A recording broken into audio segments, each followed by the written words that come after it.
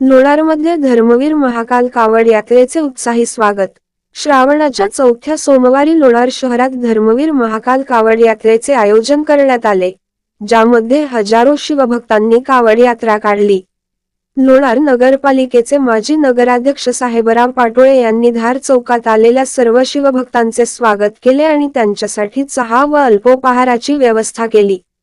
यात्रेत शंकर, पार्वती, महादेव पिंड आणि छत्रपती शिवाजी महाराजांच्या प्रतिमांसह पवित्र पालखी सोहळा मिरवणूक काढण्यात आली, ज्यामध्ये हजारो शिवभक्त सहभागी झाले। लोणार शहरात विविध संघटनांनी शिवभक्तांचे स्वागत केले आणि त्यांच्या सेवेसाठी चहा व अल्पोपहार वितरित केला। शांतता व सुव्यवस्था राखण्यासाठी लोणार पोलीस स्टेशनचे ठाणेदार निमिष मेहत्रे यांच्या मार्गदर्शनाखाली कडक पोलीस बंदोबस्त ठेवण्यात आला होता। धार्मिक उत्सवामुळे संपूर्ण लोणार शहर भक्तिमय झाले होते।